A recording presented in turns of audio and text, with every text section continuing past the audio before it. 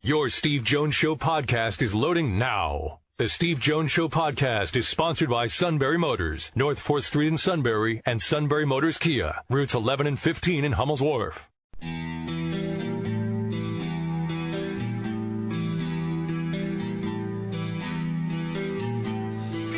Sports talk where your voice counts. This is the Steve Jones Show on News Radio 1070 WKOK. Now, from the Sunbury Motors studio, here's Steve Jones. All right, Sunbury Motors, 4th Street in Sunbury. Sunbury Motors Kia, routes 11 and 15 in Hummel's Wharf.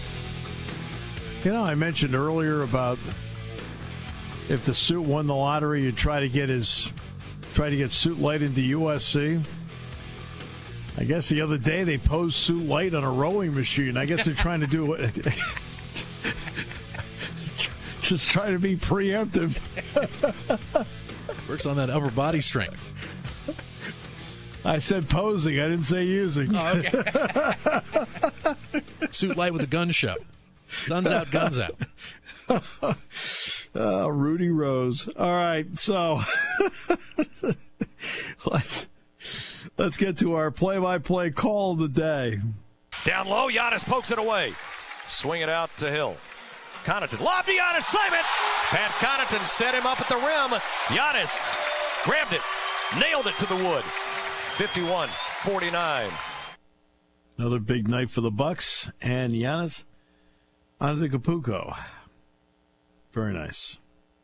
I think him and James Harden kind of a dead heat for NBA MVP. Yeah. You'd be amazed how stuff like that used to be a big deal to me. Like, oh, who's going to be the MVP? Now I could care less. And part of it is, you know what, believe it or not, part of it's how ESPN covers sports. And they've gone so overboard in the NBA that made it a turnoff. And I love basketball, obviously. And I'll watch the NBA playoffs, but the way ESPN covers it, it's a turnoff. They don't understand moderation and less is more. They don't understand it. All right, let's bring in Neal Coolong. It's never any such deal with Neal to say less is more. We want more Neal Coolong. Hello, Neal. It's great to be here as always. I feel like I get far more out of this than you guys do. So I apologize, but thank you. No, believe me, we get more out of it from you. So, you know, and believe me, the audience does because they are so sick of hearing me talk. All right, so and poor Tom, he said, "No, yeah, you got that right." Okay, give me 20 minutes. Can we give us? We'll do this like WINS in New York wins. Give us 20 minutes. We'll give you the world. All right. Exactly. All right. I want to get to the rules part. If you're sitting down with the rules committee for the NFL, what suggestions would you make to them that you think could make the game better? Stop making rules. I mean, well, that's actually an interesting point. Go ahead. No, it's not something I don't totally disagree with. I just think top to bottom, the game is meant to be played a certain way. And I understand that there's a level of recency bias that will come from what I'm saying. But rules should adapt. They should kind of fit the direction of the game. And to that extent, I will defend the idea of what they're trying to do with the onside kick to say we changed kicking rules and the onside kick rule, you know, maybe that should be changed as well. I can support that intellectually. Sure. But overall, I don't know how much more you really want to change what they're doing. If you look at it from a broader perspective, they've changed a ton of rules over the last decade. If you were to go back and watch a game from, say, 2002, that's right. In many ways, it's not recognizable compared to what it is today. How much more of that do you want to do? Is that a bad thing? Is that a good thing? I guess I don't know the answer to that, but it certainly should give them pause for thought. And more than anything, I hope that they would not approach the topic with, less seriousness than they probably should. They shouldn't be, tweaking rules right now for the sake of giving Mike Florio headlines to talk about. They really should look to better the game in and of itself. And what it is that some people will feel is better versus worse, I guess it will always be a subjective opinion. But I'm not sure that there's a whole lot they should change, that they could change without fundamentally changing the game itself. And I'm worried about that top to bottom. There's certain things, eliminating all blindside blocks. Okay. All right. That's a safety issue. I've got that part. But the what I'm struggling with is, when it comes to the rules, is the expansion of instant replay. I'm watching, we're all watching the NCAA basketball tournament right now. And when you sit there and you look at the NCAA basketball tournament, right, the entire flow of the game just stops because they've got to look at, for 2 minutes, at something. If you can't make up your mind in 30 seconds about the darn thing, move on. I mean, that's how I look at it, Neil. Move on. If you can't look at it in 30 seconds and go, okay, that's too hard to tell. Move on. I think it was Mike Holmgren that said this back when they initially brought out instant replay. And the crude definition of it was 10 guys are in a bar watching the game on TV. All 10 of them agree that should be overturned. That's when replay has value. Yes. I think when the natural progression of that, though, has become, let's throw it to the booth and let the booth decide for themselves what they think is the right call. That, I think, gets away from the spirit of the game in and of itself. Mm-hmm. We've talked about this, too. There were calls in the AFC Championship game, that one Welker kick return issue that happened. There's no way replay could show whether or not he touched the ball. There's no way. Right. Therefore, replay should not be used to overturn the call on the field. And that's exactly what they did. Replay is supposed to be used as an instrument to show what definitively happened, but the official didn't happen to see. And the more and more we get away from that, the more and more we let cameras determine what happened after the fact, the more we trivialize the officials who are on the field, the longer the game gets, the less, the less, free flow mentality and feeling of the game we get. I think it ruins it. I'm sick and tired of sitting around on Monday talking about the officiating. I really am. Right. I think a huge part of that is because we think everything would be better determined if we always looked at replay for everything. And that's to me, that's exactly what the owners are doing. And it's so NFL. It's so, legislating from the bench, determining after the fact what we could have done, and make these sweeping reforms without looking at long-term consequences of what that means. And that to me, that really defines the NFL over the last 10 years. It's not Tom Brady. It's the massive regulation of the sport in and of itself. Well, my esteemed co-host here has always made the best point out of all of them. He says, everybody in the stadium is sitting there and at home wondering do I cheer now or not? I mean, the spontaneity of sport is something great happens and you go, everybody stop. All right, now they're going to look and see if he actually had the ball. Everybody, we got to stop and see if he got in. We got to stop and see. I mean, the spontaneity is not supposed to be just on the field. The spontaneity is supposed to be in the stands. It's entertainment. Yeah, maybe to some degree, you have to trust the people who are on the field that are paid to make those calls. And I understand the animosity that comes with egregious no calls like we saw in the Rams Saints game. Yeah, the pass interference play or the targeting, whatever you want to call it. I get that, but that is such an extreme outlier. I mean, come on. We didn't see that all season long. I know we all like to think that it was, but there's a huge difference, objectively speaking, from that call and any other 50-50 pass interference, no pass interference call that we saw all season. People will be up in arms and they'll scream about it, but in the end, it's supposed to be an objective opinion. A reasonably minded person understands that. Officials are not going to be, no one's going to agree with the official 100% of the time. There's no way that's ever going to happen. To put it back to our audience, the Steelers got, lack of a better term, screwed on a lot of non-calls against the Chargers. Is the game that I'm thinking. That's true. Yep. The touchdown play that they got when they obviously moved on the right side. Yeah. That was bad. I'm not saying that these things aren't above reproach. I'm saying, though, that those are one-off individual issues that do not require a rule change. The second you open all of it up, in other words, what you're saying is every single pass interference call is like what we saw in the NFC Championship game. That's not true. That's flat out not true at all. It was a completely blown call at a really bad time. No doubt.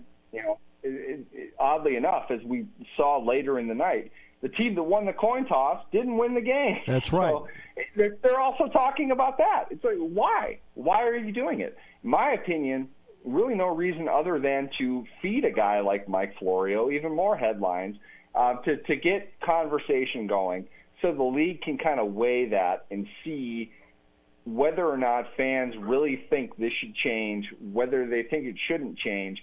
That's not a good way to run a business. Maybe that's just me, but you should have enough insight into your product, to your brand, to know what you should and shouldn't do. And more often than not, when you're as big as the NFL is and you've been as popular as the NFL has been, you shouldn't need to change this much year in and year out. Right. That's just me, though. Yeah, I understand that. I mean, when NFL replay came out, though, there was a similarity to what they were doing in college football. They actually had somebody there. I've felt very strongly that if you're going to do this, Major League Baseball needs to have a fifth umpire up there with a crew, okay, up top looking at every play. So ahead of time, in case there's a challenge, we can get this thing done as quickly as possible. I feel the NFL ought to be doing the same thing. You've got to cut down the time, and I don't need the official coming over so you can promote Microsoft Surface, okay? You and I both know, okay? That's the fraud of this, okay? The fraud of this is when the official has to come over and they show the Microsoft Surface there. Look, go up, have the extra official up there with a tech crew looking at every play to begin with anyway, to say, if they come up here, we're ready to go, right? And you got to cut down the time of what's going on, so you got to keep the games moving, and they don't keep the games moving. They're slowing it down to a crawl. It's an entertainment form, okay? And sitting there and waiting is not going to do it. At least the NFL announces to the crowd what the result is. College basketball foolishly does not. Yeah, it's such a... They want to make it less about the product and more about the rule book. I for the life of me, I don't understand why you want to make something so legislative. There's enough of that in society. There are plenty of people that want to watch football, that want to kind of escape into the fantasy of pro football, being united by your team's flag above everybody else. You want to have that. But when you get into, really, in my opinion, it's not all that much different than pro wrestling. You want to dip into these, I don't want to say small, but oftentimes there are technicalities to the rules of the game. That doesn't inspire people to like what you're doing. It inspires people to be angry, and people don't come back for that. There's no reason to do it that way. They don't need to do it. They can have the athletic display that we see in every game across the NFL. They could do that just fine if they didn't worry about this stuff. But it's like they care so much about the public image when it comes to pass interference and care so little about other more socially tied issues. Yeah. They don't know whether they're coming or they're going. Yeah. And we've talked about this, I don't know how many times over the years, but the leadership in the NFL, I don't know how many other companies that can boast The amount of gross revenue the NFL produces with such poor and transparent leadership, it's unbelievable. Yeah. But, now look, without this, we wouldn't have pylon cam. I think it's fun. I think it's fun. But the problem is, I do too. Except it's usually useless. The frame by frame analysis. Well, did the tip of the ball really touch the goal line? Right. Who cares? Come on. Okay. Did the little toe hit the sideline? Okay. Yeah, did the ball go off his fingertip out of bounds? Oh, look, I think I saw a change in the rotation of the ball. I'm like, oh, God, what are we doing? That's exactly what I mean. Let's just go. Stop trying to be perfect. Stop trying to be perfect. The only perfect entity out there is this show, and you know it. The show aside, and absolutely I agree with that, but really, this is a league that measures in a completely inaccurate and archaic fashion 10 yards from the previous spot of the ball. None of that is even remotely objective. Of course not. Okay? It's all completely by line of sight, which we've seen it plenty of times. Right. And the guys in the NFL do it better than anybody else. Right. I've watched high school. Believe me, those guys, oh, man, I feel bad for them. Yes, they are grossly wrong in many ways. Sure. That's a part of the game. Right. You know? That's the frailty of it. I'm not saying that it's inexcusable. I'm just saying that it is obviously an inbred part of what the sport is. And to some degree, you have to just accept the fact the subjective opinion of people who are placed in charge to make subjective opinions has to rule. You can't take a look at everything. And in non-pass interference calls, being open to challenges, that's a death sentence to the sport that shouldn't be played out as long already as it is. I think you can learn lessons from other levels. And I've felt for years that the pass interference rule in the NFL, college is a 15-yard penalty if it's beyond 15 yards. Now it takes away... I think now it takes away the need to, like, is it pass interference? Or now that the Saints-Rams game was under 15 yards, it would have been an automatic first down. But so many big plays happen because of a pass interference call. If you make it 15 yards, which is what college football does, I think it takes away that incentive in some ways because now it's not quite the hey, we're just gonna throw it up deep and we're gonna hope you grab our guy. Because what I love about pass interference is this in the NFL. They assume you're going to catch it. They assume you're going to catch it. And to take that assumption, let's ignore the fact that what you're talking about is the offensive strategy. Yep. Defensively, they're teaching their players to do exactly that. Sure. You know, if you get beat bad, prevent the touchdown. If that's your absolute, last recourse, prevent the touchdown. Is it that big of a deal? I mean, to me, it's an inherent part of football. That's kind of what it should be, you know? I don't know if it's worth tweaking the penalty in and of itself, and I understand. Believe me, I watched the Baltimore Ravens do this in the first half of the decade for several seasons. They love to heave and pray. They model themselves after that. Yep. It doesn't mean the defender has to sell out, has to commit a penalty, but it is an option, and that is a part of the game. Yep. A situation like that, if it's 3rd and long, and you heave something up 40 yards down the field, and you commit pass interference.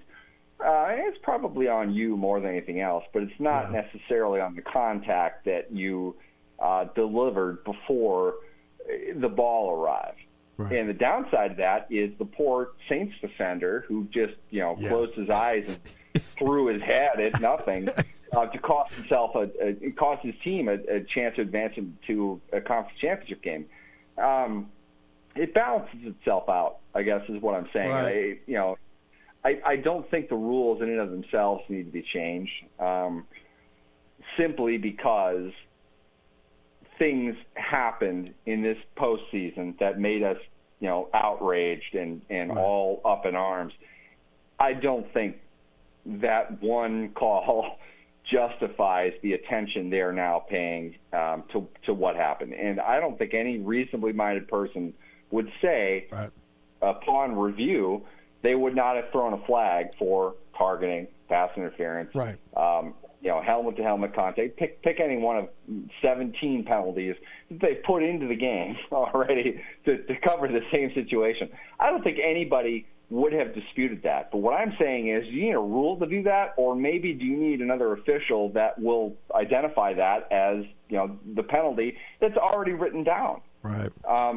To me, it's the more legislation you put into the game, the longer and more complicated it's going to become, and the less about football it's going to be, and the more about justice it's going to be. And that's not fun. Nobody wants that. And you know what?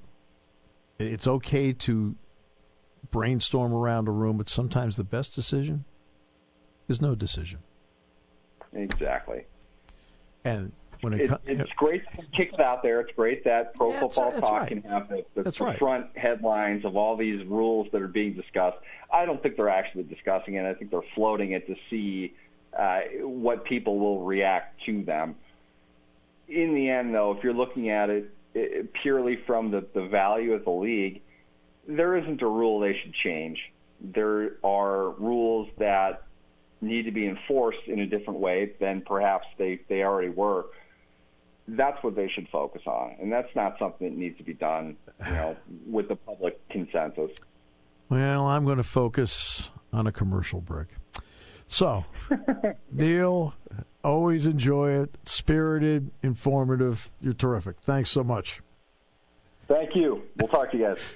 All right, back with more in a moment on News Radio 1070 WKOK. When it comes to car buying, there's the other guy's way, and then there's the SMC way. The other guys force you into a vehicle you really don't want. The Sunbury Motors way lets you take the time you need to browse, ask questions, and take the test drive and think on it. For over 100 years, the Mertz family and all their employees have made your experience the most pleasant one you'll ever have. The other guys won't offer you the best price for your trade, no matter how much they say they will. The SMC way is their promise to provide you with the most money the market shows your vehicle is worth. The SMC way is to offer you all applicable factory rebates on new vehicles and generous discounts. Looking for a pre-owned vehicle? The SMC way checks each vehicle in a 200-mile radius to determine the lowest price, then beat it. It's the lowest price promise, just part of the SMC way. The choice is up to you. The other guy's way or the SMC way. The SMC way wins every time. Sunbury Motors Company in the North 4th Street Auto Plaza, Sunbury, and at sunburymotors.com. Selling more cars and satisfying more customers for over 100 years. Taking your calls at 800-795-9565. This is the Steve Jones Show on News Radio 1070 WKOK. Now, from the Sunbury Motors Studio, here's Steve Jones. All right, great to have you with us today. Brought to you by Sunbury Motors, 4th Street in Sunbury. Sunbury Motors Q, routes 11 and 15 in Hummel's Wharf. Kevin Franston, by the way, has to take care of something with his daughter, and he's going to join us on Friday. So, the King has a flip phone now, huh? Yeah, the old one petered out on him earlier this year, and upgraded to a different flip phone. There you go. I guess you can still upgrade from flip phone to another flip phone. I guess you can still do that. All right, so let's get to the ratings here, because I want to get to the AAF in all of this. So let's get to the ratings. As soon as my little circle stops here, I'll be able to take a look at it in a larger form compared to the original document. At my age, you need the larger form. Which you can't do with a flip phone. No, you cannot. Let's see. Let's open this thing up here. Yeah, there was a story that popped up today about Tom Dundon, the owner of the Carolina Hurricanes. Yeah, that's exactly right. Yeah, he kicked in that $25 million to keep the AAF going. He's just concerned that $250 million. Yeah. Okay. Yeah. Sorry. Yeah. Big number. Yeah. Took the zero off, but he said that The National Football League Players Association needs to step up a little more, or he's concerned that the AAF could fold. Well, this is what they want. They want players 46 through 53. In other words, the guys that are in the developmental squad, and send them over. Now, my opinion, that being, to me, if it's 46 through 53, the developmental squad, then at that point, we find out if the player wants to do it. If they want to do it, okay. Ratings. Duke UCF number 1, 7.8. Kentucky Wofford 5.6. North Carolina Washington 5.6. Michigan Florida 5.4. Tennessee Iowa 4.3. Michigan State Minnesota 3.9. Duke and North Dakota State 3.8. LSU Maryland 3.5, where you can get away with 3 steps and win. But that's been the story of the LSU season. Eyebrow raised. Auburn, Kansas, 2.7. Wofford, Seton Hall, 2.5. Kentucky, Abilene Christian, 2.4. A record for Abilene Christian basketball, I might add. Houston, Ohio State, 2.1. Then the other ones, Minnesota, Louisville, Michigan State, Iowa, UCF, Florida, North Carolina, Iowa at a 1.8. Tennessee, Colgate at 2.1. Villanova, St. Mary's 1.8, Oregon, Wisconsin 1.7. So those are the top-rated shows in sports for the week. Then it's Virginia Tech, Liberty, Oregon, UC Irvine, Ohio State, Iowa State, Gonzaga, Baylor. Then the PGA Tour Valspar Championships, the first non-NCAA basketball deal at 1.6. World Figure Skating Championship 1.2. Soccer friendly between Mexico and Chile, where they shook hands repeatedly, 0.8. Valspar third round 1.0. NASCAR 0.6. Flyers Caps 0.5. Esport Finals 0.3. Esports Overwatch Semifinals 0.2. The point of that is that there's also, when you go deeper into the ratings, the AAF did beat out the NIT head-to-head. The AAF is averaging 603,000 viewers across CBS, TNT, NFL Network. There were 3 televised games over the weekend, but none of them topped 350,000. Again, the NCAA tournaments hurt them. The Orlando-Atlanta game drew 340. But the men's NIT drew 274. Remember, last year, the NIT did awesome. I mean, Penn State had games that were drawing over 900,000 viewers last year for the NIT. It's amazing what the brand name means. There's talk now about the AAF. I mean, are they possibly going to fold? This is week 7.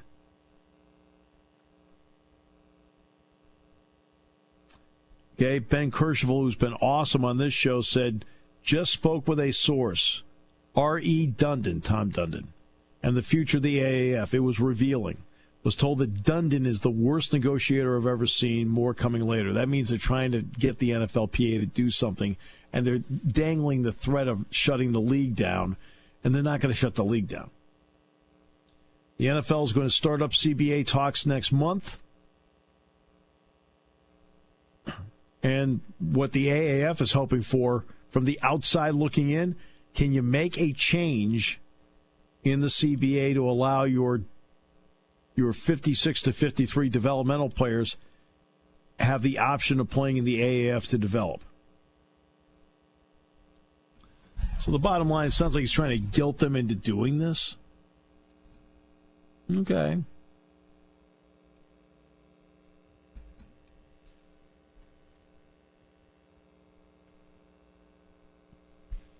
So while on the surface, it seems like, oh, they might be folding. I mean, I would not discount that. Every new league has to go through that. I mean, it always seems to be a threat all the time. But if he's trying to negotiate and guilt them into this, well, I don't know. That's not the way to go. It's not the way to go.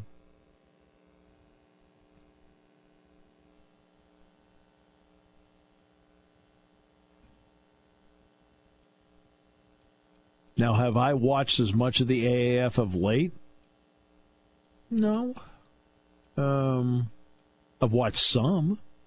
Saw some of San Diego, Arizona the other day. They went to the over-the-head cam, and you've got to give them credit. They completely missed the play, and it was a touchdown. Other than that, I thought it went really well.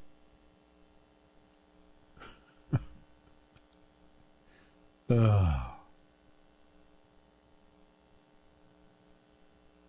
went really, really well. But that's what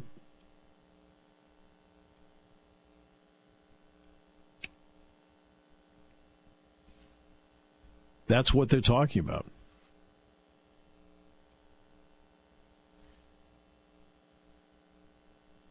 Supposedly the Dundon money of $250 million was supposed to bail this whole thing out.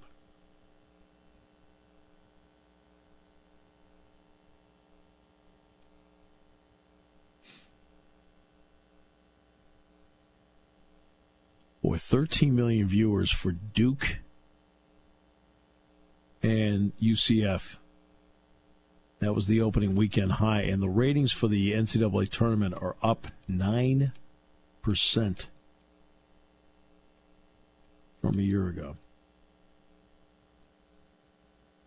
Or 9%. It's the highest it's been since 1991. How about that? I wonder if you take away the amount of people that they don't follow basketball like a lot of our listeners do. They just follow it for the bracket. So I got to check see how my team's doing with the brackets. Absolutely. And with betting and with the betting factor too. So out of that total number of people are watching it, just how many you take that group away if you're knocking off maybe a fourth or a third or no, not quite. It's a lot of these ratings are not just, it's not like, for example, hey, it's Flow Wrestling. I'm going to click in as Nickel Wrestling. No, he's not. I click out. I click on 8 times to check and he's not there. It counts as 8 clicks. That's not this. Rating, you have to be on for a while.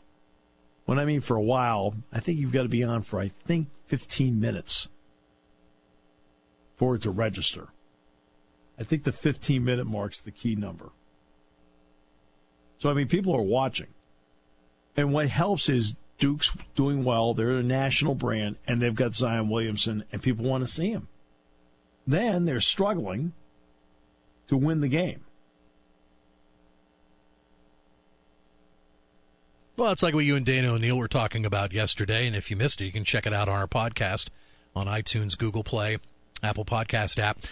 It is, the brackets are quite chalky, but the thing is, we're getting really excellent tried-and-true matchups here for the next couple of nights, which should set up for an even better Elite Eight over the weekend. That's what they're hoping for. Can you imagine how bonkers the ratings will be if we get a Duke-Carolina matchup here? Oh, in the Final Four. Wow. Now, here's the door opening right now. The door opening right now is to the possibility of Duke, Michigan State for the right to go to the Final Four. Okay, now you're talking about... I'm in. I'll watch that.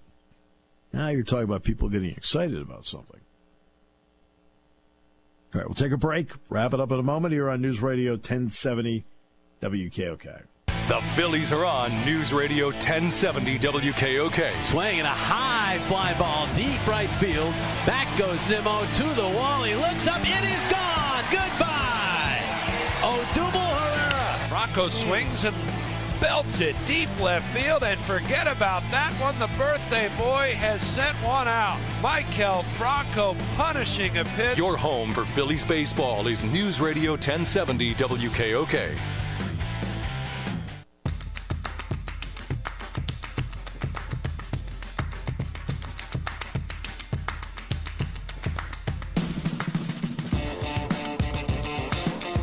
Great to have you with us on the show today. Wrapping things up. The AAF outdrew the NIT. It wasn't like the NIT. Now, last night was... Saturday in the NIT is going to be a bad deal anyway because it's opposite the NCAA tournament. And you do have to play some NIT game. Remember Penn State last year had to play in that Saturday, that noon game against Notre Dame, and that thing was great. It drew like 580,000 viewers.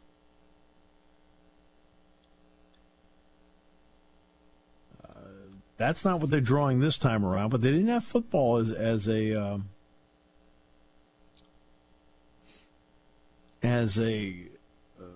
competition level last year. Completely different. Completely different.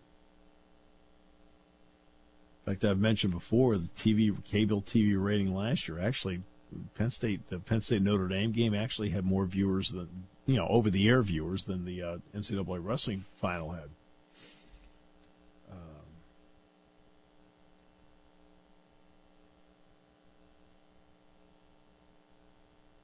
But that's again that speaks to the popularity overall of basketball. That's why the NCAA tournament. That's why Turner and CBS have invested so much money in it, because they feel that for them it's going to be a ratings winner, and it has been. Their ratings are up 8%.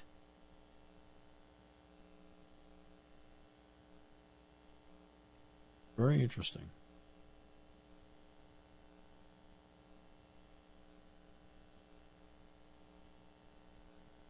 And by the way, it is the King's birthday today. So I mean, I did text him. You probably did too. He is scheduled to be on the show Friday.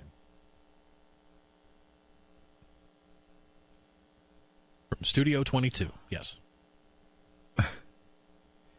Yeah, that's how I found out that he got his new cell phone. Mobile 22, back in action. Mobile 22. Yeah. Great. Yeah.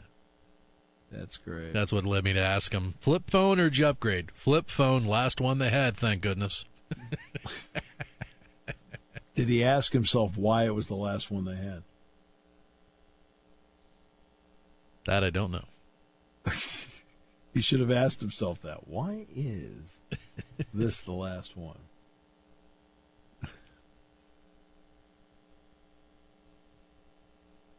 Yeah, when the mother-in-law upgraded, I thought she was going to do the same thing. I thought she was going to go flip phone to flip phone. Now she has a stronger, more powerful iPhone than you and I have. She upgraded to an 8. I still have an original 6. They don't even make anymore. Well, see, that's what, like Dick Girardi, I want to say 2 years ago, suddenly out of nowhere, right, cranks out a brand new iPhone. And he's on that thing all the time, getting stuff left and right. I said, you are certifiably dangerous with that thing. You are dangerous when it comes to that. Ah. There we go. Yeah, that's...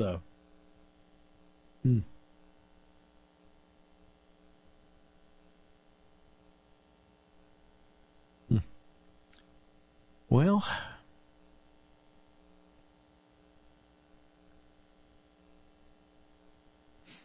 to talk about the AAF, how the AAF needs seed money and Vince McMahon doesn't.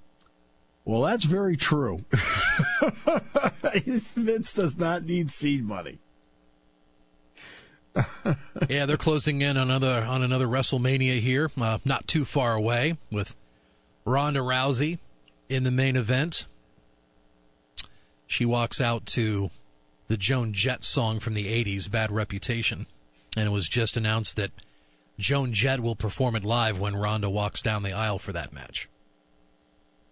And there's been a story out that this will be Ronda's final bout for WWE. Maybe she's now tempted to go back to MMA since Conor McGregor is going to retire. But just makes you wonder if he just said that and if that just is going to lead up to a big comeback, and that means more hype and more attention toward that sport and more money that'll be funneled in from people that, I got to pay more because, hey, maybe this will be his last fight. I have absolutely no interest in that. I don't care if it's her last fight or first fight, whatever. Well, he's an attention grabber, that's for sure. But I guess there's McGregor? Oh yeah, and I think maybe we know the reason why he decided to tweet out a retirement announcement. I guess there's a story out of Scotland now. I think it is Scotland, where he may be connected to an alleged sexual assault. Yeah. So yeah. Which was learned maybe a little less than 24 hours after he made that tweet about the retirement. Wow. Yeah. Huh. Oh, that's awful. That's awful. All right. Let's see here. All right. I was looking up various ratings here of various sports to see how it played out. So on Saturday, let's see. I know I'm looking ahead to next year, but talking about the ratings increase for March Madness. If we're getting another state, and more states begin to make it easier to do, sport book, how the ratings then will be next year for March Madness if they will continue an upward climb. Well, on cable, basketball was the top 6. The Meg on HBO was 7. Basketball was 8. Basketball was 11. Then SportsCenter was 25. SportsCenter Weekend. NIT was 30. Fox and Friends Saturday was 37.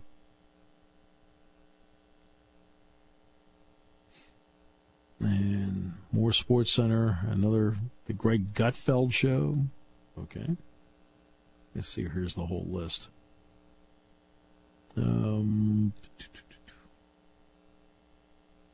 AAF football with 78.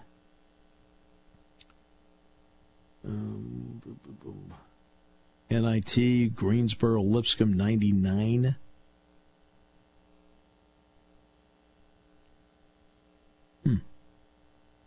NBA postgame show. That's great.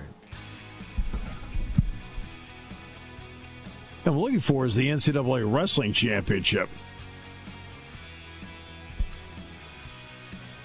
It's got to be on the list I have here. Here we go.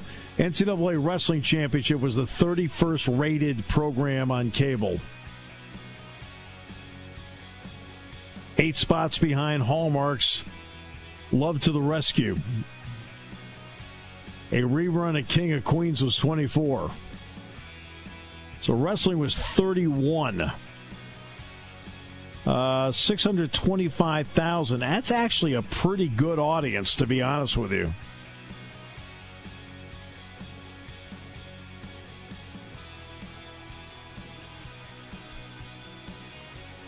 Ghost Adventure was 19. Kid Choice Awards was 20 on Nickelodeon. Henry Danger was 21. Your station for news, weather, business, and CBS Sports Radio. News Radio 1070 WKOK Sunbury and on WKOK.com.